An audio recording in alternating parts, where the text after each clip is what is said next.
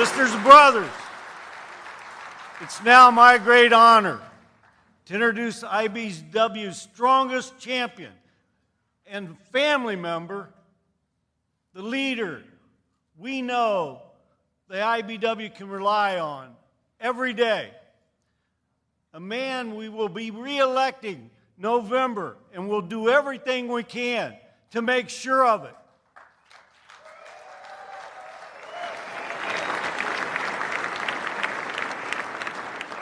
Brothers and sisters, please join me in welcoming the biggest supporter of the IBEW, the most union-friendly, pro-labor president in the history of this great nation, our current and our next president of the United States, Joe Biden.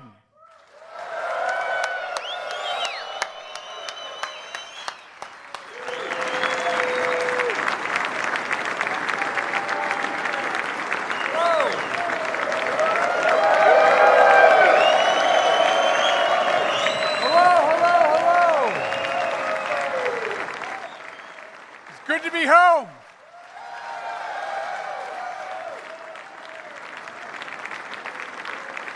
Thank you, thank you, thank you.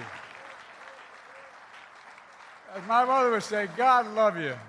Please have a seat if you have. I don't want y'all have to stand for me. Well, I tell you what, man.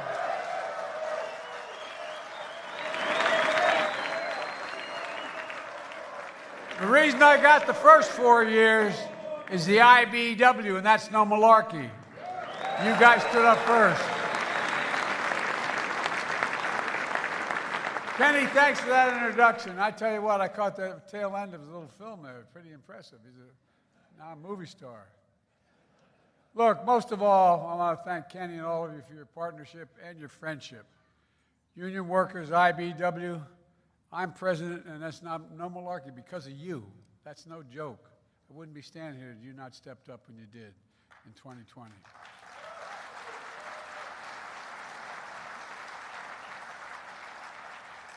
I was home in Scranton, Pennsylvania, where I was raised, and I visited the place I used to live in, etc. And I tell you what, my grandfather, Ambrose Finney, he'd be proud as hell. I'm listed as the most pro-union president in history.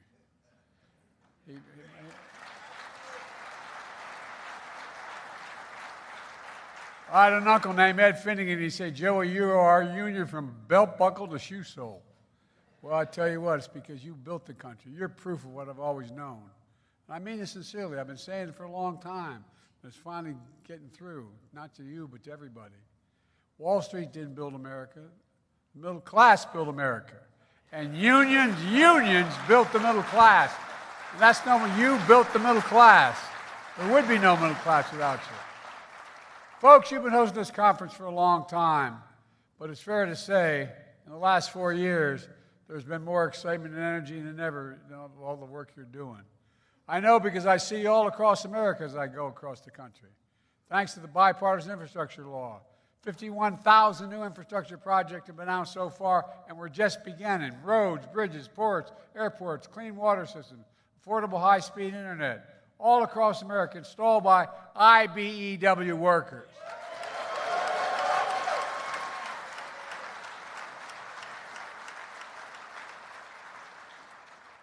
I said, when you guys endorsed me, when I think of climate, I think of unions. I think of jobs. Improved power grids, new offshore wind turbines put up by the IBEW workers. A national network of 500,000 electric vehicle stations are going to be built by IBEW workers. And let's hear it for Davis-Bacon requirements.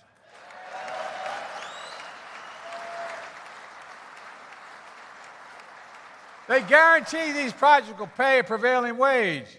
Project labor agreements to make sure they hire highly skilled workers who have a voice on the job. And by the way, these projects are using American-made materials, creating even more good-paying American jobs, union jobs.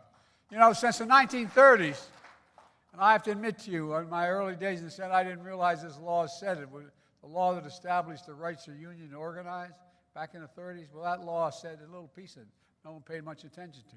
The law said that when the federal government spends taxpayers' dollars, it has to buy American products with it, and it has to use American labor. But that was honored in an exception. No, the vast majority of the presidents didn't do it. And the last guy didn't even know it. A lot of things he doesn't know. But look, that's Buy American. Past administrations, including my predecessor, failed to uphold it. But not anymore. My administration uses American products and American labor to build those products.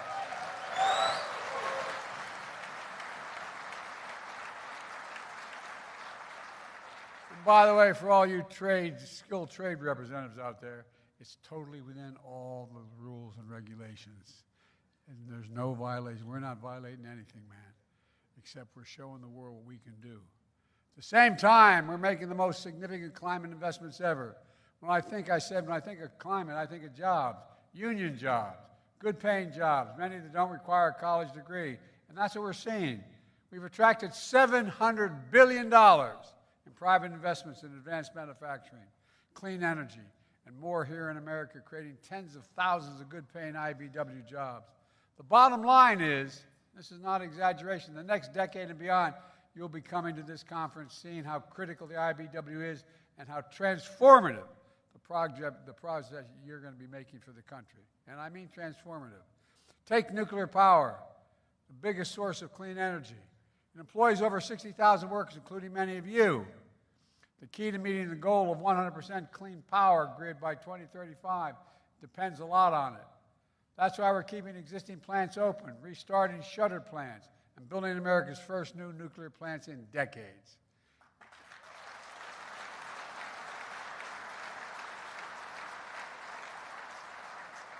And we're investing to make sure America leads the way on new technologies like advanced small modular reactors of the future. It also means manufacturing the fuel that's needed to run these reactors. For too long, we relied on imported uranium to power nuclear reactors. Imports from places like Russia that we can't trust at all. My administration is working to change all that. We're investing $3.4 billion in producing advanced nuclear fuel right here in America. You know, folks,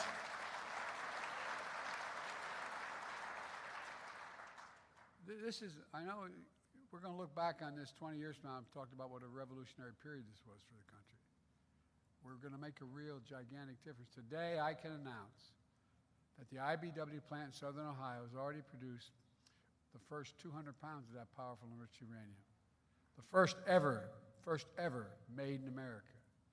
And it's on track to produce nearly a ton by the end of the year. Enough to power 100,000 homes in this country. Folks, thanks to your partnership revitalizing key American industries, we're reducing reliance on imported oil, creating more jobs for IBEW workers. So far, more than 2,000 new clean energy projects have come online nationwide since I took office, creating tens of thousands of good-paying jobs. We're giving tax breaks that are 5 times greater to projects that are providing prevailing wage. If you don't provide prevailing wage, you don't get the tax break. And we use registered apprenticeships to train their workers. Look, we've invested $440 million to expand registered apprenticeships programs. Most Americans may not know, and I love it, and you guys should talk more about it, in my humble opinion. Everybody thinks, I want to be an electrician. I show up, well, here's your card. Come on, man. Think about it. By the way, go on out and ask people who you're acquainted with who aren't in the business at all. What's it take to be an electrician? You say, well, you just say, you get a little bit of training. 4 to 5 years of training to become an electrician. You're the best in the world. That's why it's a real estate. No, I really mean it. I mean it. You're the best in the world.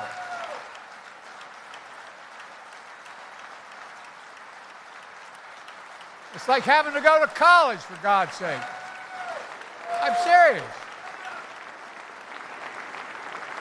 Well, I tell you what, every businessman I talk to, I remind them of who you are. Not a joke. Not a joke. And once workers are trained, we're making sure they get the good pay and benefits they deserve.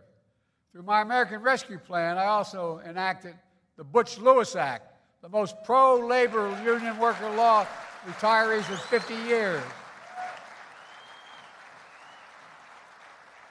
All we're doing is protecting pensions for thousands of IBEW workers and others.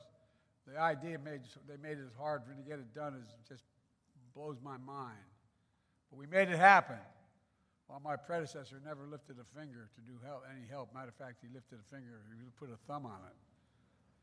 Look, not only that, he put union busters on the National Labor Relations Board. The people I've appointed to the National Labor Relations Board actually care about American workers. No, I'm not kidding. And despite the Supreme Court and our Republican friends trying to block us, they haven't stopped me from pursuing an alternative path to relieve the crushing burden of student debt. That includes forgiving loans for vocational school, community college, and some apprentice programs as well. By the way, all these things are saving America money. We're not costing money. It's saving America. It's growing the economy, for God's sake. People are doing better. I could go on, but I'm not going to. I'm going to resist the temptation. Because, boy, I'm tempted these days. Together, we're doing what always worked best for this country. We're investing in America. It's not complicated. We're investing in Americans, not just America, Americans. Building an economy from the middle out, and the bottom up, not the top down. Not the top down. Because when you do that, the poor have a ladder up, the middle class does very well, and the wealthy still do very well, except they don't pay enough taxes.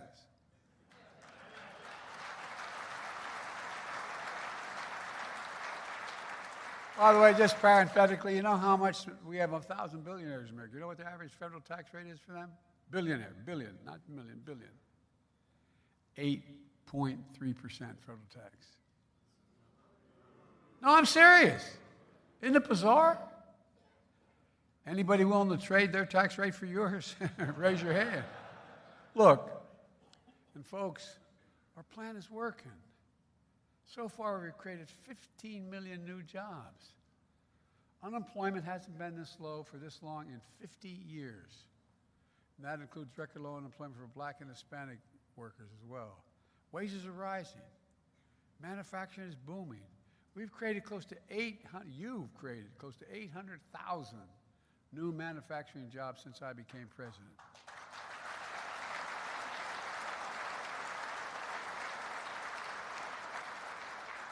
I got to tell you, when I was a senator and vice president, I got so sick and tired. I know a little bit about corporations. There are more corporations registered in my home state of Delaware than every other state in the union combined. They're not all bad guys, but they ain't all good guys either. Look, think what's happened, all kidding aside, for the years, the previous 15 years, 20 years. Corporations look for the cheapest labor in the world, sent the jobs to those laborers, whether they were in Asia or Europe, wherever they were, and then they sent the product back home. Well, instead of importing foreign products, I'm exporting for their products, and we're making those jobs American jobs, created here in America, where they belong.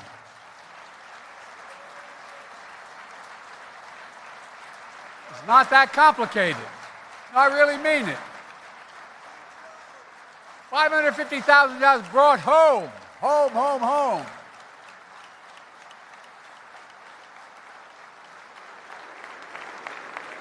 But it's pretty basic stuff.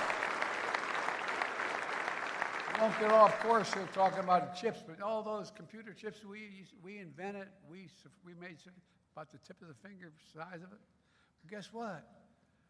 I went over to South Korea. They said, "What are you doing that for?" I said, "I'm going to get them to invest in America." Instead of us having to import all this stuff, we had this space between what we needed and what we could get. Well, guess what? We've created $550 billion in investments here. They're bringing here, and I asked the guy at Samsung why. You know what he said to me? He said, "You have the best workers in the world, and you have the safest place in the world to invest." Look, folks, my predecessor and his MAGA allies have a very different view. He promised Infrastructure Week. every week for 4 years and never built a damn thing. In fact, now, these same Republicans, they want, and this is not your father's Republican Party, this is a different breed of cat, these MAGA Republicans.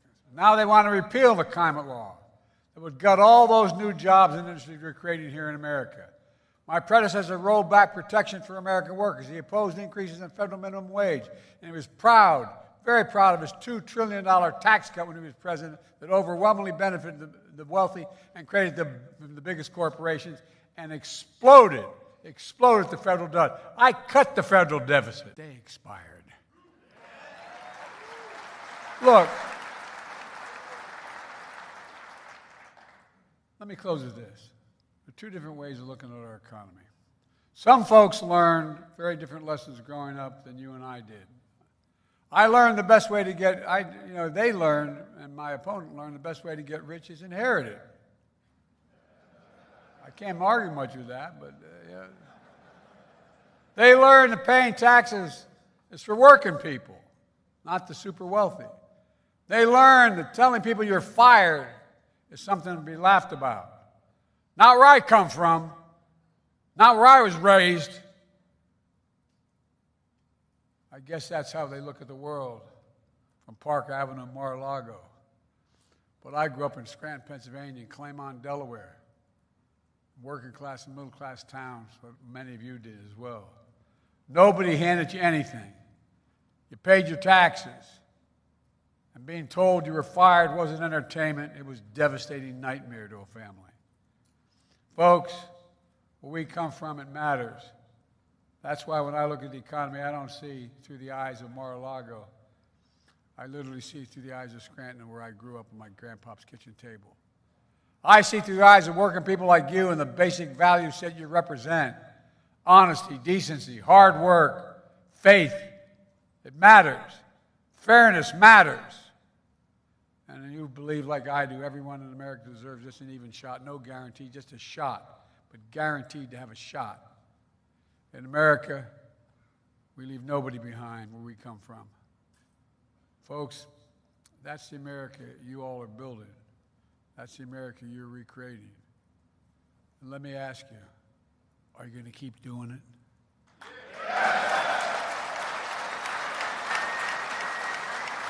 I know we can do this because of you, the American worker. And I've never been more optimistic about our future than I am today. Folks, we just have to remember who the hell we are. We're the United States of America, and there's nothing beyond our capacity. Nothing, nothing, nothing. God bless you all. Thank you, and on behalf of America, thank you. You've really done it. Thank you, thank you, thank you.